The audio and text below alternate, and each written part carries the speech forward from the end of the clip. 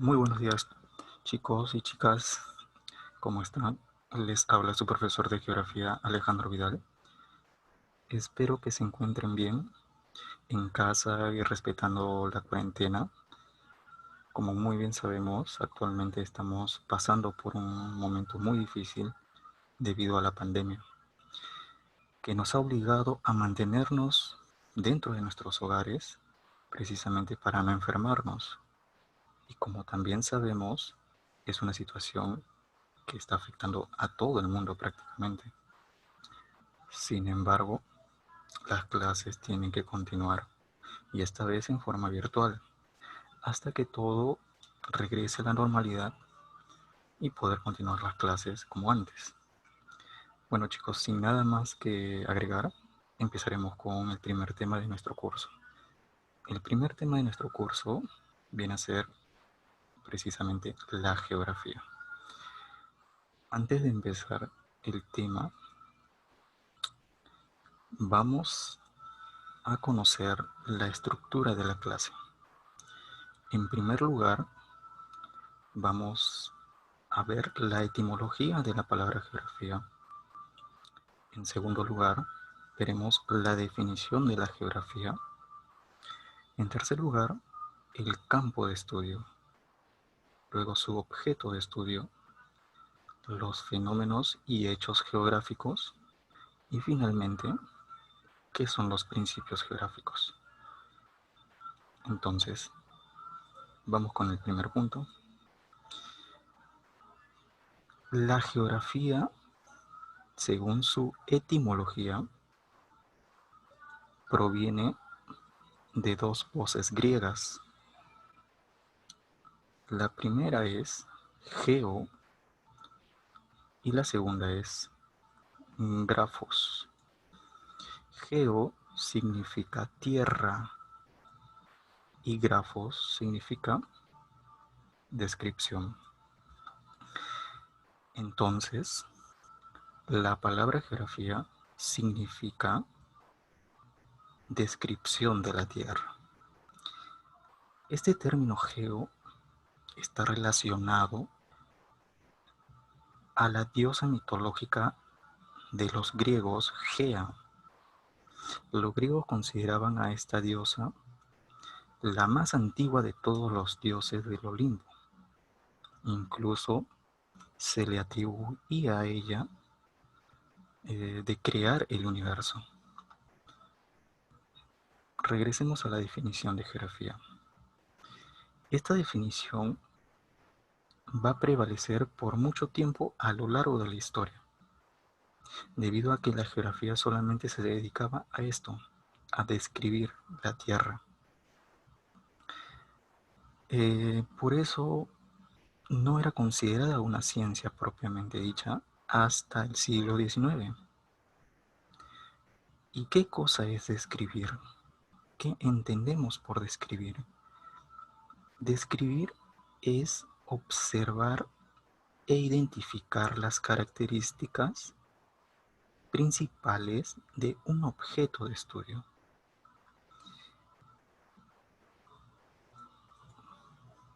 Vamos a hacer un ejemplo. En este caso, tenemos una imagen. En esta imagen se representa al continente europeo. Vamos a mencionar sus principales características.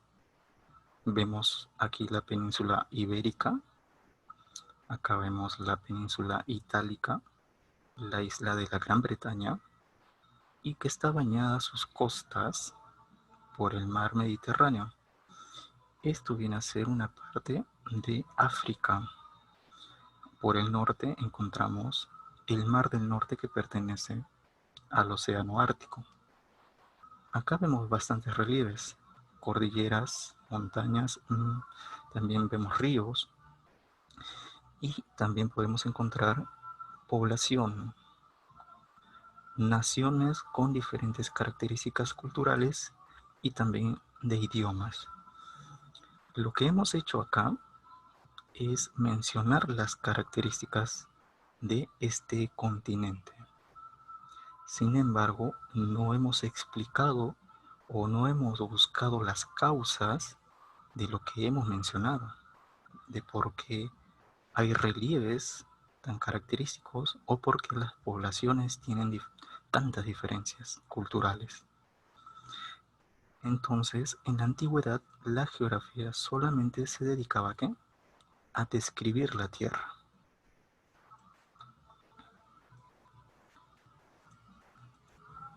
Definiciones de la ciencia geográfica.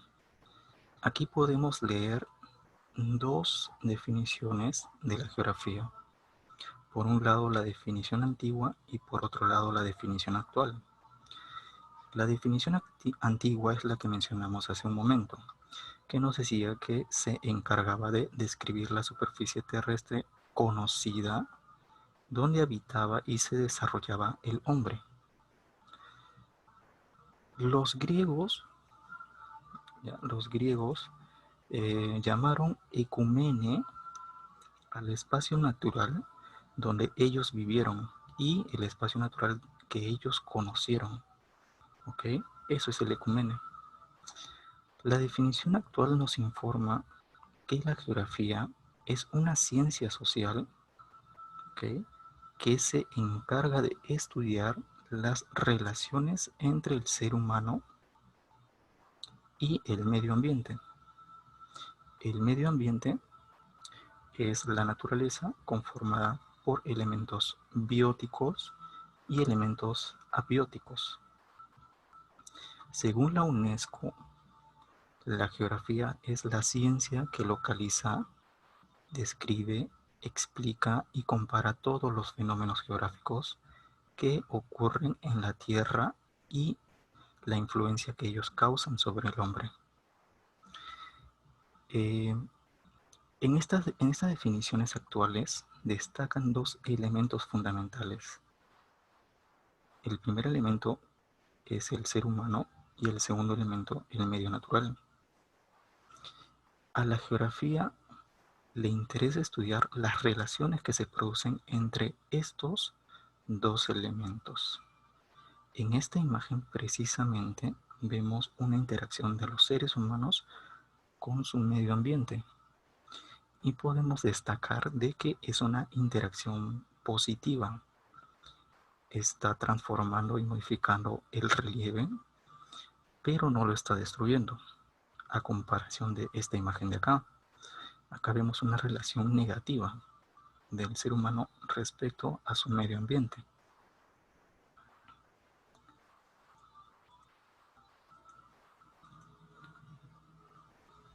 ¿Cuál es el campo de estudio de la geografía?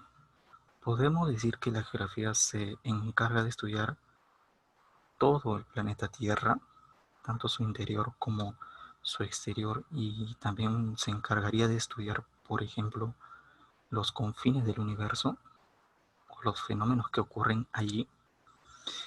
Bueno, en realidad la geografía tiene límites de estudio, ¿ok?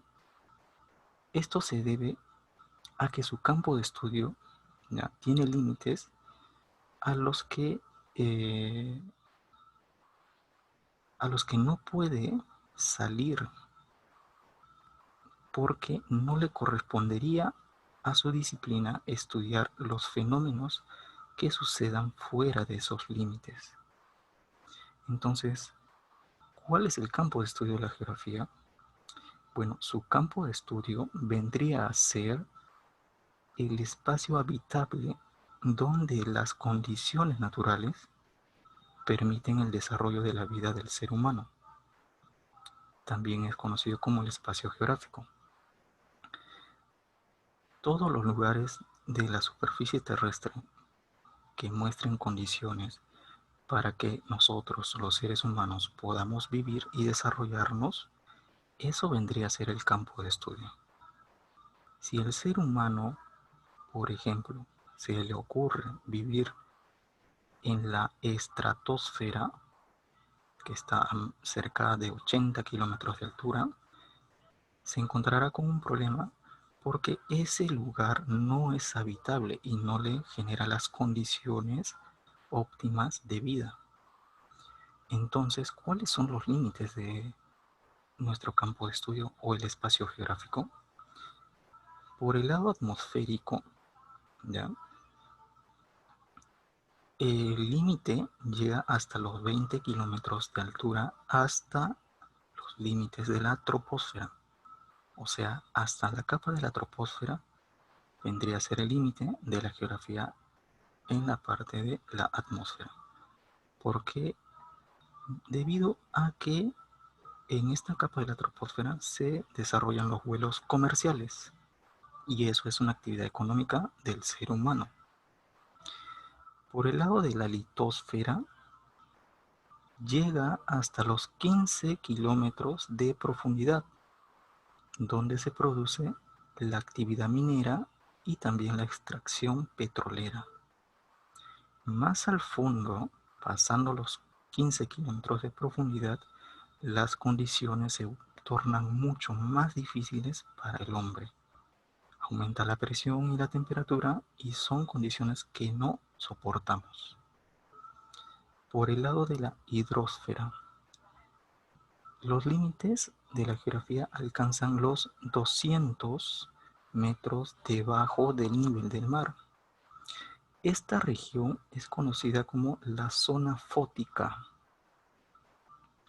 porque hasta esta profundidad llegan los rayos solares y posibilitan la fotosíntesis de los organismos marinos, que en consecuencia servirán de alimento para la abundancia de especies marinas más grandes. Entonces, ese es el límite del estudio o del campo de estudio de la geografía.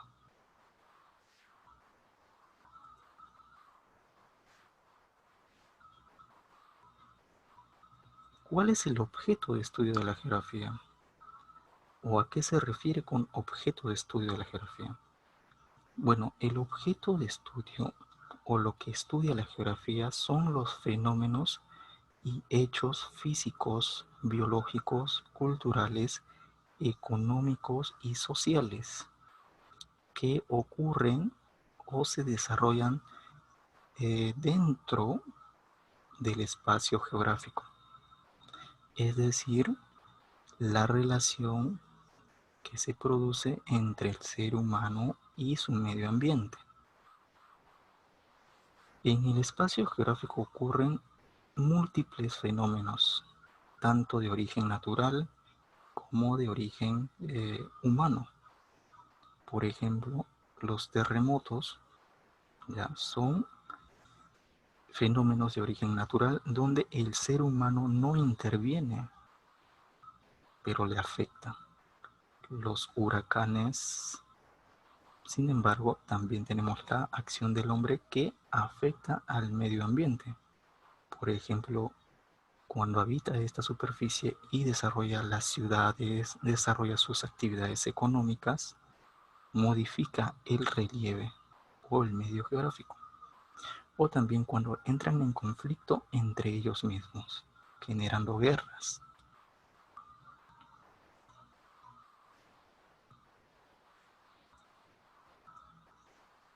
¿Qué cosas son los fenómenos geográficos o qué cosas serán los hechos geográficos? Son conceptos muy distintos. Los fenómenos geográficos son cambios o sucesos que ocurren en el espacio geográfico y que son, uno, impredecibles, incontrolables e inevitables, pero que tienen poca duración. Es decir, estos fenómenos geográficos son cambios drásticos que podemos observar que suceden en la naturaleza. Pueden producirse de forma brusca y son capaces de transformar la superficie terrestre. Tenemos, por ejemplo, los fenómenos físicos. Los fenómenos físicos se originan sin involucrar a ningún organismo vivo. principalmente son, por ejemplo, las lluvias, ¿no? Los terremotos, los huracanes, los tsunamis, los huaicos. Por otro lado, tenemos los fenómenos biológicos. Los fenómenos biológicos son aquellos que son generados por los seres vivos, pero sin la participación del ser humano. Por ejemplo, las plagas, la extinción de especies, la desertificación de la tierra, los incendios forestales, incluso la generación de nuevas enfermedades como el caso del coronavirus. Los fenómenos sociales o humanos son ocasionados exclusivamente por acción del hombre en su entorno natural. Por ejemplo, las guerras, por ejemplo, eh, por acción negativa, por la contaminación y la modificación del clima, producto de nuestras actividades económicas, tal vez se puedan generar nuevas enfermedades que nos afecten a nosotros. Otro sería el crecimiento urbano o la depredación, por ejemplo, del Amazonas.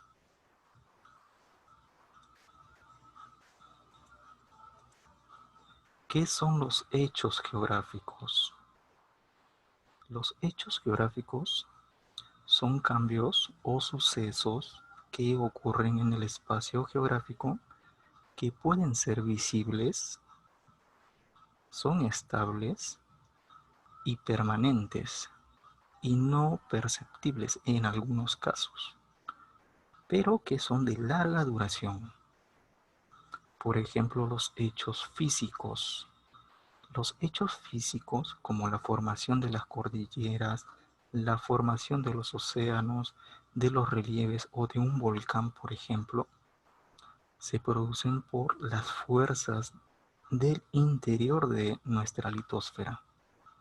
Son fuerzas que surgen desde las capas más internas de la Tierra y modifican el relieve exterior.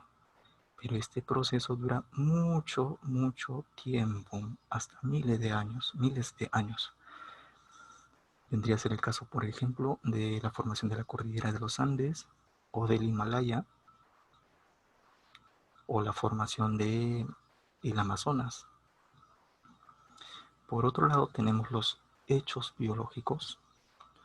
Estos hechos biológicos tenemos, por ejemplo, la formación de bosques, la evolución de los seres vivos, la formación de todo un ecosistema. Para que se pueda alcanzar a un desarrollo superior, la evolución, por ejemplo, ha tenido que pasar por un proceso muy, muy largo, permanente, pero no perceptible.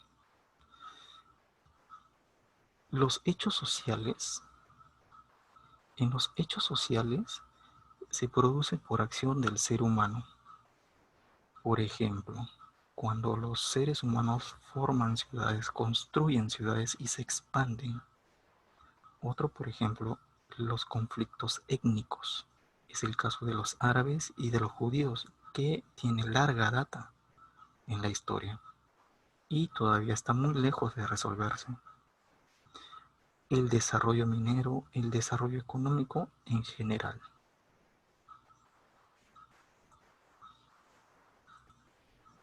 Los principios geográficos. Hemos visto los fenómenos y los hechos geográficos que son cambios que se producen en la superficie terrestre. Sin embargo, ¿cómo es que la geografía logra abordar y entender estos fenómenos y hechos geográficos? Para ello recurre a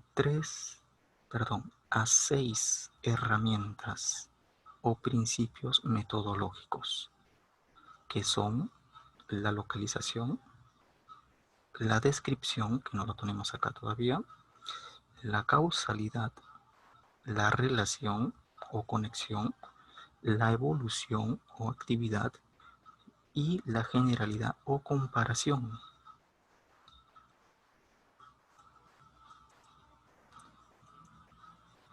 El primer principio es el principio de localización.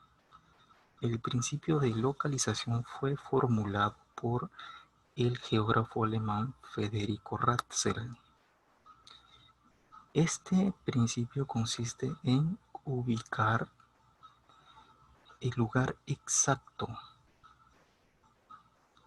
de un hecho o fenómeno geográfico, tomando en cuenta su ubicación y principalmente usando las coordenadas geográficas. Vamos a utilizar o vamos a aplicar este principio a la realidad. El caso de la pandemia. Vamos a localizar dónde se originó el coronavirus. El coronavirus se originó en el país de China, que se ubica en el continente asiático. En el país de China, el coronavirus apareció en esta provincia llamada Hubei. Ahí se dieron los primeros casos. El principio de descripción. Este principio fue planteado por el francés Paul Vidal de la Blache. El principio de descripción permite dar a conocer las características de un hecho o fenómeno geográfico que estamos estudiando. Aplicamos este principio al coronavirus. Podemos mencionar los síntomas que nos produce si nos contagiamos del virus. Y vemos que nos produce fiebre alta, nos produce falla renal, principalmente nos dificulta respirar porque nos da una neumonía muy severa. Otros síntomas serían la tos, el estornudo, los dolores de cabeza.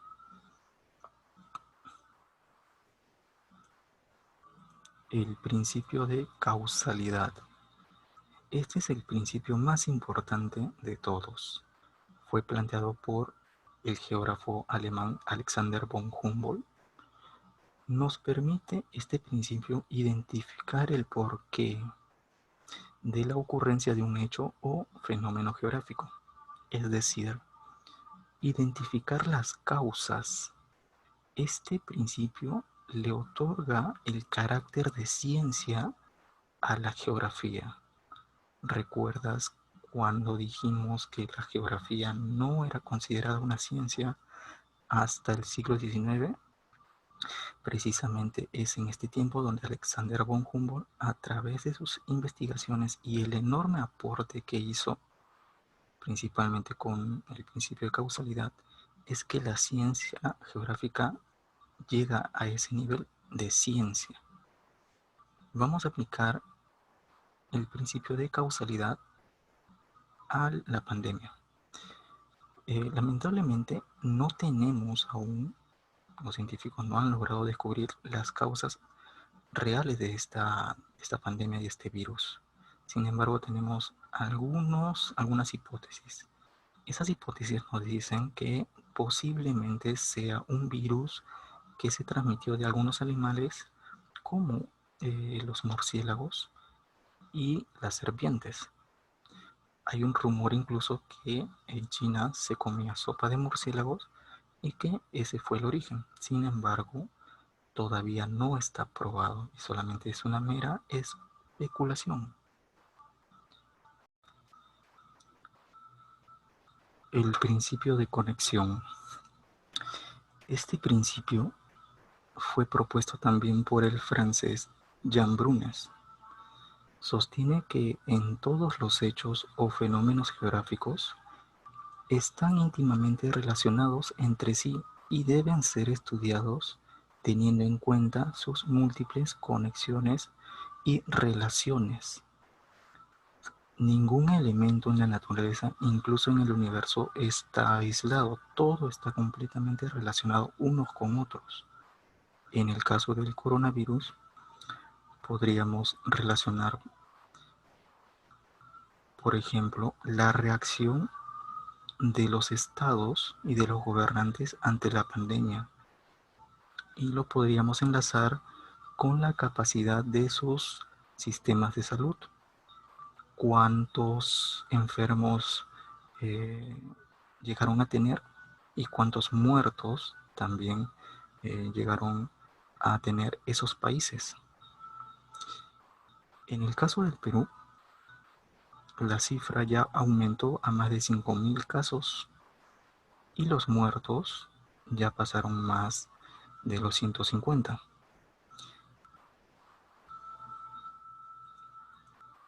El principio de evolución.